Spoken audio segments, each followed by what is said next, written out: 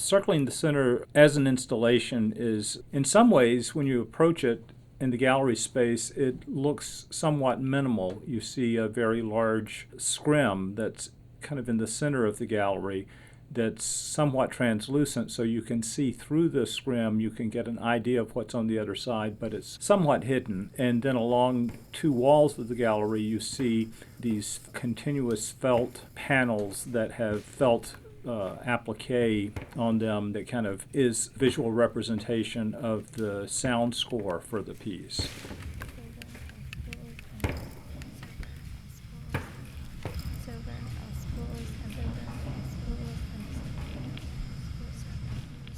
And so those are the elements you initially encounter upon walking into the gallery.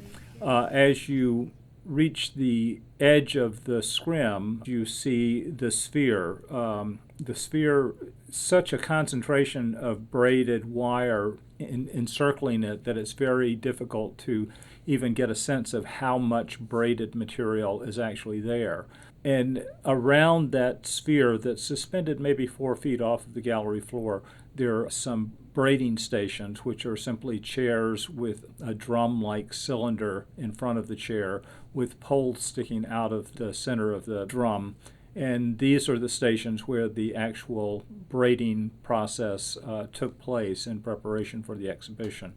Beyond that, towards the rear of the gallery, there's almost like a clothesline that has suspended numerous sections of braid, and these probably range in length from 3 feet to about 6 feet. Some touch almost to the floor or maybe actually onto the floor, while some are much shorter and just kind of suspended.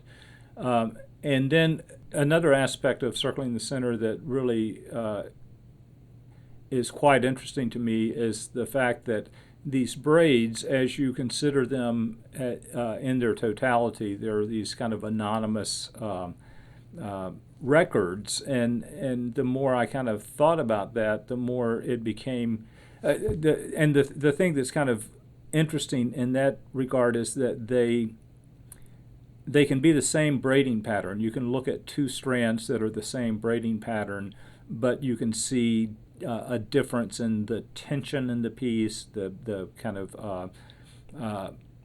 some are very sharply and succinctly formed, some seem much looser and kind of more meandering almost. And I think that, in a sense, these become then indexes of the people who actually produced and made the individual strands. So I got really interested in this indexical kind of relationship that these braids have to the makers of the braid.